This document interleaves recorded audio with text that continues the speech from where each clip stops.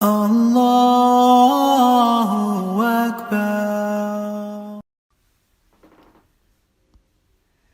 اعوذ باللہ من الشیطان الرجیم، بسم اللہ الرحمن الرحیم۔ رب اشرح لی صدری ویسر لی امری واحلل عقدۃ من لسانی یفقہوا قولی۔ سورہ فرقان مکے کے قیام کے تقریباً وسط یعنی تیسرے دور میں نازل ہوئی تھی۔ اس میں اللہ سبحانہ وتعالیٰ نے آفاق میں، کائنات میں جو دلائل ہیں ان کی روشنی میں قرآن اور رسول اللہ علیہ وسلم پر جو الزامات لگاتے تھے ان کا ایک ایک کر کے جواب دیا ہے اور رسول اللہ علیہ وسلم کا دفاع کیا ہے۔ عموماً مکی صورتوں میں 3 موضوع ہوتے ہیں: توحید، رسالت اور آخرت، تو ان پر بات رکھی گئی ہے، اور آخر میں عباد الرحمن کہہ کر اپنے خاص اہل ایمان بندوں کی اخلاقی خوبیاں بیان کی گئی ہیں۔ اس سورہ میں 77 آیات ہیں اور 6 مختلف موضوعات پر گفتگو کی گئی ہے۔ شروع میں اللہ تعالیٰ نے اپنی قدرت اور اس کے علاوہ جو دوسرے معبود ہیں ان کی بے بسی اور کمزوری بتائی ہے۔ پہلی آیت میں یہ بتایا گیا ہے کہ یہ قرآن جو فرقان بھی ہے، فرقان یعنی حلال حرام، جائز ناجائز، حق اور باطل، کفر اور ایمان کو بالکل الگ الگ کر کے دکھانے والا ہے۔ اور یہ قرآن اس نے اپنے بندے یعنی محمد صلی اللہ علیہ وسلم پر نازل فرمایا ہے تاکہ وہ تمام عالمین کے لیے خبردار کرنے والے بن جائیں۔ عالمین سے مراد جن و انس بھی ہیں، اور یہ کہ کسی ایک ملک کے لیے نہیں بلکہ پوری دنیا کے لیے اتارا گیا ہے۔ اور وہ ذات جس نے اتارا وہ بابرکت ذات ہے، یعنی زیادہ سے زیادہ فائدہ پہنچانے والی مقدس ذات ہے، اور آسمانوں اور زمین کی بادشاہی کی مالک ہے۔ اس نے نہ کسی کو بیٹا بنایا، نہ ہی اس کی حکومت میں کوئی شریک ہے، اور اس کے علاوہ جتنے بھی دوسرے الہ ہیں وہ نہ کچھ پیدا کرتے ہیں، نہ خود کو نفع یا نقصان پہنچا سکتے ہیں، وہ نہ موت کے نہ زندگی کے مالک ہیں۔ تو اس ایک آیت میں توحید کی پوری تعلیم سمیٹ دی گئی ہے، یعنی بہت ہی جامع آیت ہے۔ پھر اس کے بعد اگلی آیات میں قرآن اور رسول اللہ علیہ وسلم پر جو اعتراضات اور الزامات لگاتے تھے ان کا جواب دیا گیا۔ وہ ایک الزام لگاتے تھے کہ یہ تو بڑی پرانی داستانیں ہیں جنہیں یہ رسول پیش کرتا ہے، اور دوسرے اس کام میں اس کی مدد کرتے ہیں، لیکن وہ جن کے نام لیتے تھے وہ آزاد کردہ غلام تھے، اسی شہر میں رہتے تھے اور لوگ ان کو جانتے تھے کہ ان کی قابلیت کیا ہے، صلاحیت کیا ہے، اور پھر وہ حضور صلی اللہ علیہ وسلم پر ایمان بھی لائے۔ تو اگر وہ اس سازش میں شریک تھے تو پھر عقیدت کے ساتھ اس پر اس طرح ایمان کیسے لا سکتے تھے؟ اور یہ اتنی کھلی بات تھی کہ اللہ تعالیٰ نے کوئی دلیل نہیں دی بلکہ اس کو جھوٹ اور ظلم قرار فرمایا۔ پھر ان کا اعتراض تھا کہ یہ کیسا رسول ہے جو کھاتا پیتا بازاروں میں چلتا پھرتا ہے، اور سحر زدہ بھی کہتے تھے۔ پھر کہتے تھے کہ ان کے پر خزانہ کیوں نہیں اتارا گیا؟ تو اللہ تعالیٰ کی بابرکت ذات ان کو خزانے بھی عطا کر سکتی تھی، لیکن ان کے اعتراضات اور انکار کی وجہ دراصل یہ تھی نہیں۔ اللہ تعالیٰ نے فرمایا کہ دراصل یہ آخرت کا، قیامت کا یقین ہی نہیں رکھتے ہیں، اس سے جھٹلاتے ہیں، اور اسی لیے ایسے لوگوں کے لیے سخت ترین سزا آگ میں جلنے کی بتائی گئی۔ مگر اس کے برعکس جو اس پہ یقین لاتے ہیں، ایمان لاتے ہیں، ان کے لیے جنت ہے جہاں وہ ہمیشہ رہیں گے۔ تو گئے ایمان لانے والوں اور انکار کرنے والوں کے انجام کا کمپیریزن کیا گیا ہے، اور وہ جس دن کا انکار کرتے ہیں اس دن ان کے وہ معبود جن کو وہ پوچھتے رہے، اطاعت کرتے رہے، وہ معبود ان کو سرے سے جھٹلا دیں گے۔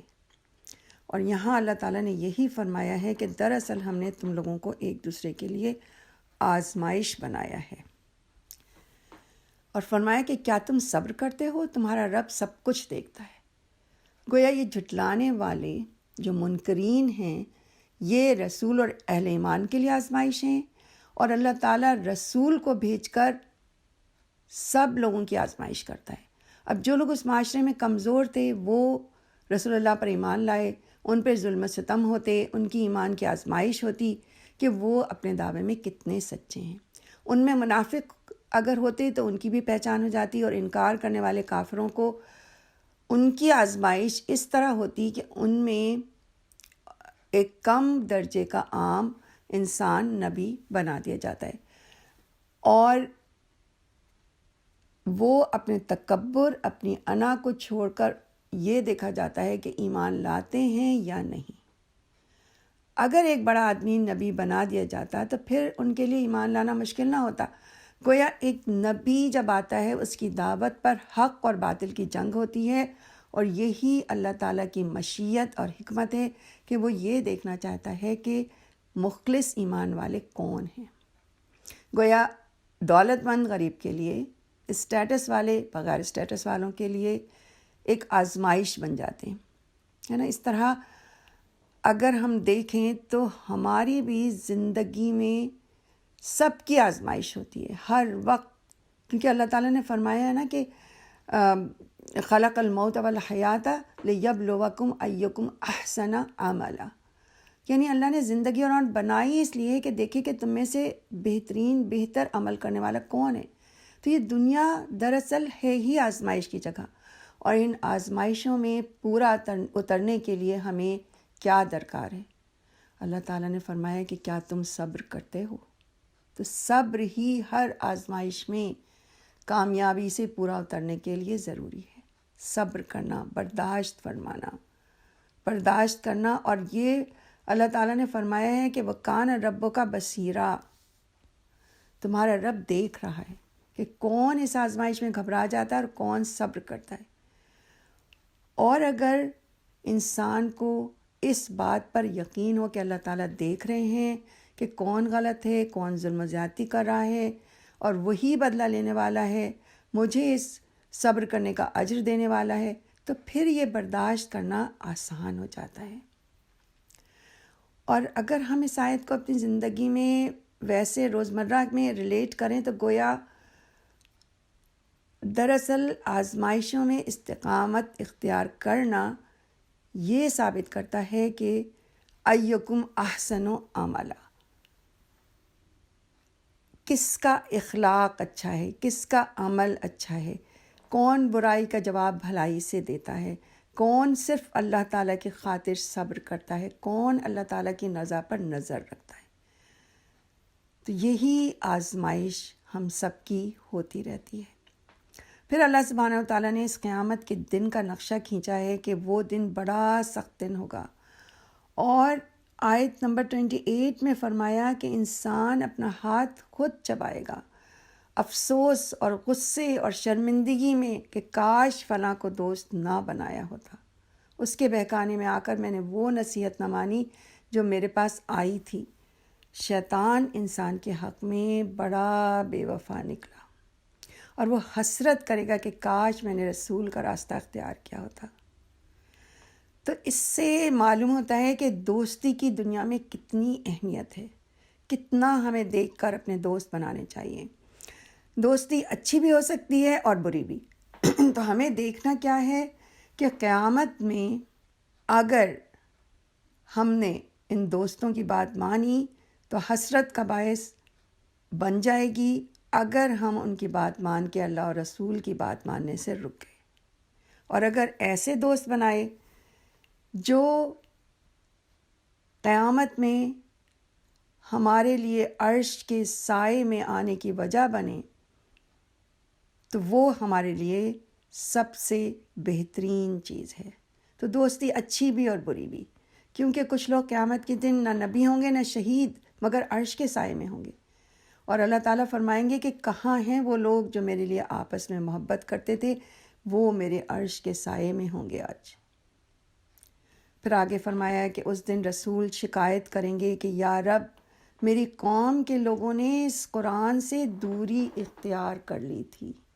یا ربی ان قوم اتخذوا ھذا القرآن مہجورا۔ حجر، اگر ہم حجر کو مذاق کے معنی میں لیں تو گویا مذاق کا نشانہ بنا لیا تھا، ورنہ دوری کے معنی میں لیں تو یہ کہ ہدایت میرے پاس آ گئی تھی، مگر اپنے دوستوں کے کہنے میں، ان کی باتوں میں آ کے غیر ضروری بیکار باتوں میں وقت ضائع کر دیا۔ قرآن سیکھنے، پڑھنے، پڑھانے کا وقت تھا، مگر بیکار کی باتوں میں آ کے اسے ترک کر دیا۔ تو رسول اس دن اللہ رب العالمین سے ایسے لوگوں کی شکایت کریں گے۔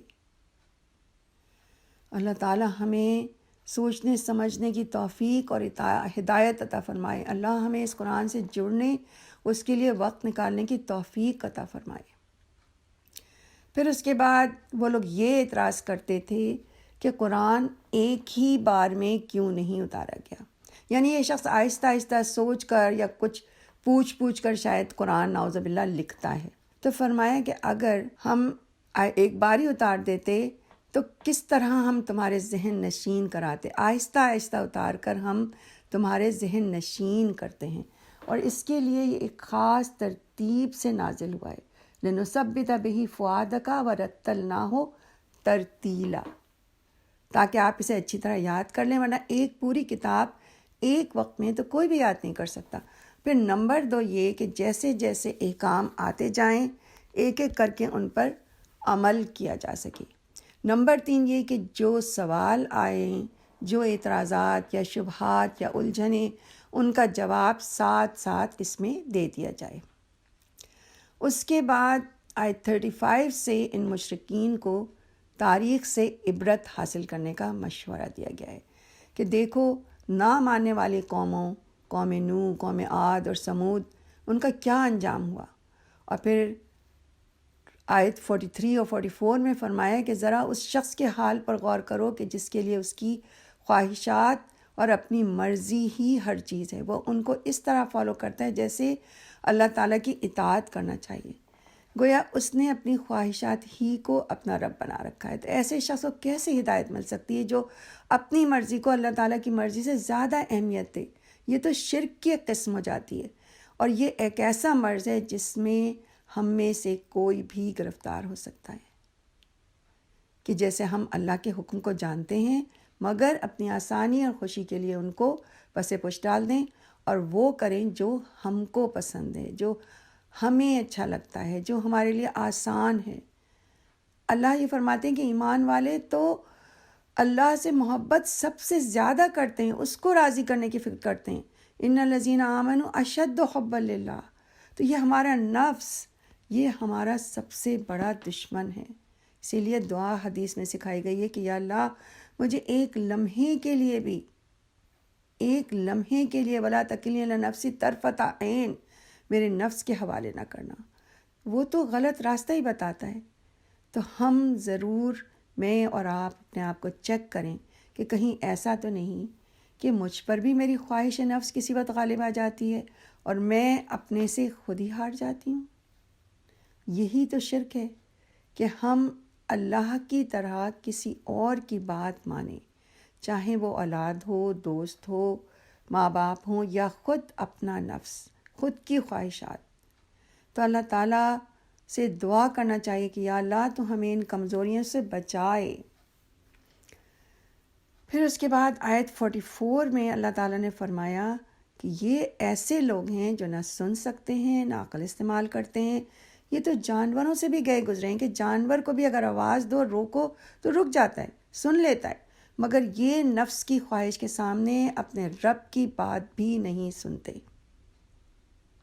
اس کے بعد آیت 45 سے آفاق پہ غور کرنے، توحید و آخرت کی نشانیوں، سورج، دن رات کا نظام اور آسمان سے بارش برسا کر مردہ زمین کو جلا اٹھانا وغیرہ جیسے دلائل دے کر توحید اور آخرت کی نشانیوں کو دیکھ کر اور پہچان کر ایمان لانے اور سبق لینے کی ہدایت کی گئی ہے، اور بتایا گیا ہے کہ اس کے باوجود کہ ان چیزوں سے سب فائدہ اٹھاتے ہیں پھر بھی تم دیکھو کہ لوگ ناشکری کرتے ہیں، اس لیے یہ جو انکار کرنے والے کافر ہیں ان کی بات سننے کی ضرورت نہیں ہے۔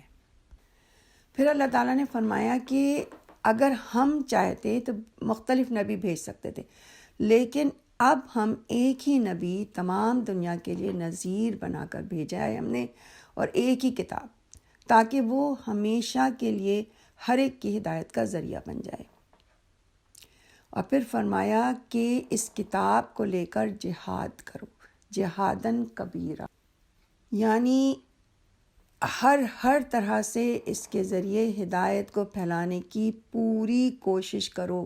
جہادن کبیرہ، جہاد تو خود اٹموسٹ ایفرٹ ہے، لیکن کبیرہ بہت زیادہ، بہت بڑا جہاد کرو۔ اللہ کو معلوم تھا کہ دنیا ایک وقت گلوبل ولیج بن جائے گی، تو یہ ایک کتاب اور ایک قرآن، ایک رسول سب کے لیے کافی ہو جائے گا۔ لیکن رسول کو حکم دیا گیا اور ہمیں بھی حکم دیا گیا ہے کہ یہ لوگ جو جھٹلاتے ہیں، اس پہ باتیں بناتے ہیں، ان کی نہ سنو، تم پوری کوشش کرو، تم زیادہ سے زیادہ بڑے پیمانے پر اس پیغام کو دنیا تک پہنچانے کے لیے utmost ایفرٹ کرو، جہاد کرو، یعنی اپنے سارے وسائل، اپنی ساری صلاحیتیں اس کے راستے میں لگا دو۔ اور ہم جانتے ہیں کہ رسول اللہ صلی اللہ علیہ وسلم نے یہ کام اپنی زندگی میں کیا، اور ان کے بعد ان کے صحابہ نے، اور اب ان کے امتی ہونے کے ناطے سے یہ کام ہمیں کرنا ہے۔ اللہ تعالیٰ چاہتا تو ہر جگہ نبی بھیج سکتا تھا، لیکن اس نے ایک رسول بھیجا، اس کے ساتھ پیغام بھیجا، اور وہ کتاب محفوظ ہے۔ اب اس کتاب کے پیغام کو پہنچانے کے لیے ہمیں کوشش کرنا ہے، اور بھرپور کوشش کرنا ہے۔ تو مجھے اور آپ کو کیا دیکھنا ہے کہ کیا میں اور آپ اس حکم کی اطاعت کر رہے ہیں؟ اللہ نے ہم سے کرنے کو کہا ہے کہ جہادن کبیرہ، اس قرآن کے ساتھ، اس قرآن کو لے کر جہاد کرو۔ تو ہم میں سے کچھ کوشش کرتے ہیں، لیکن جہاں دوسروں سے تکلیف دہ باتیں سنی رک جاتے ہیں۔ تو یہ فرمائے کہ ان کی نہ سنو، ان کی نہ مانو، تم اپنا کام کیے جاؤ۔ تو آج ہمیں اس جہاد کی ضرورت ہے، اس جہاد کی، اس پیغام کو پہنچانے کی، اللہ کے ہر جگہ پہنچانے کی ضرورت ہے ہمیں۔ اللہ تعالیٰ ہمیں اس بات کو سمجھنے اور اس پر عمل کرنے کی توفیق عطا فرمائے۔ اس کے بعد بڑی خوبصورت مثال کے ذریعے اللہ تعالیٰ نے آگے فرمایا کہ وہ دو سمندروں کو اس طرح ملا دیتا ہے کہ ان کا میٹھا اور کھارا پانی الگ الگ رہتے ہیں۔ اسی طرح وہ پانی کی ایک ہی بوند، ایک ہی نطفے سے لڑکی اور لڑکا دونوں پیدا کرتا ہے۔ پھر ان کے ملنے سے سسرالی اور نسبی رشتے بنتے ہیں۔ اور جس طرح سمندر آپس میں مختلف ہونے کے باوجود، کھارا اور میٹھا ہونے کے باوجود مل کے رہتے ہیں، اسی طرح دو اجنبی لوگ بھی الگ الگ عادتوں کے ساتھ زندگی گزار دیتے ہیں، دو الگ الگ خاندانوں میں سے ہوتے ہیں مگر مل کر رہتے ہیں۔ اور یہ ساری اللہ نے کہا کہ اس رب کی قدرتیں اور نشانیاں ہیں۔ اس کے بعد اللہ سبحانہ وتعالیٰ نے رسول اللہ علیہ وسلم کو اپنے رب پر توکل کرنے، اس کی حمد اور تسبیح اور سجود کرنے کی ہدایت دی ہے، اور کہا گیا ہے کہ بتا دو کہ میں تو بس خبردار کرنے والا ہوں، اب جو مان جائے اس کو پھر خوشخبری پہنچانے والا ہوں۔ میں نہ کوئی اجر چاہتا ہوں نہ صلہ، بس اتنا چاہتا ہوں کہ تم اپنی مرضی سے اپنے رب کی اطاعت کا راستہ اختیار کر لو۔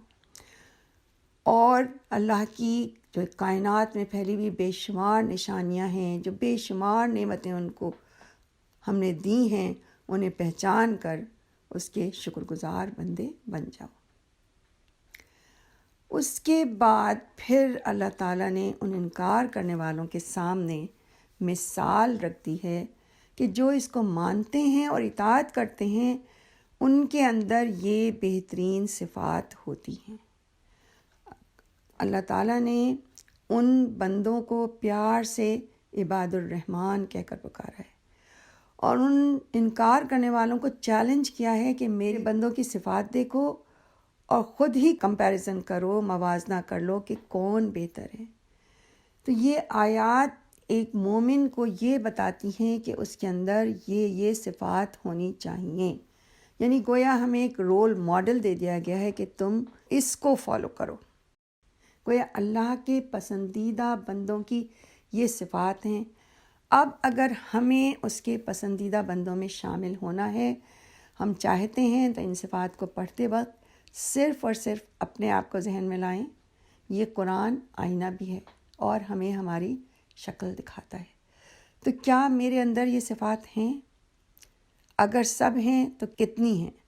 اور اگر نہیں ہیں تو میں اس کے لیے کتنی کوشش کرتی ہوں یا آئندہ کروں گی؟ آیت نمبر 63 میں سب سے پہلی صفت یہ بتائی گئی ہے کہ وہ زمین پر نرم چال چلتے ہیں. یمشون علی الارض ہونا کا کیا معنی ہے کہ چال میں تواضع یعنی ہمبلنس اور وقار ہو، کیونکہ انسان کی چال ایسی چیز ہے جو اس کی شخصیت کی، اس کے ذہن کی عکاسی کرتی ہے. ایک شریف النفس انسان کی چال اور ایک اوباش متکبر وغیرہ کی چال مختلف ہوتی ہے. تو سب سے پہلی چیز چال ہے. یہ چال انسان کی شخصیت کو ظاہر کرتی ہے. اس کے بعد دوسری صفت یہ ہے کہ اگر جاہل، یعنی مطلب یہ ہے کہ کج بحث قسم کے نادان لوگ جو گفتگو میں جذباتی ہو جاتے ہیں، بھڑک جاتے ہیں بات بے بات، اگر کوئی اس طرح کا شخص ہو جو بلا وجہ کی بحث کرے اور بدتمیزی سے بات کرے تو وہ ان کی فضول باتوں میں پڑھ کر اپنا وقت ضائع نہیں کرتے اور سلام کر کے اپنی راہ لیتے ہیں. گالی کا جواب گالی سے نہیں دیتے.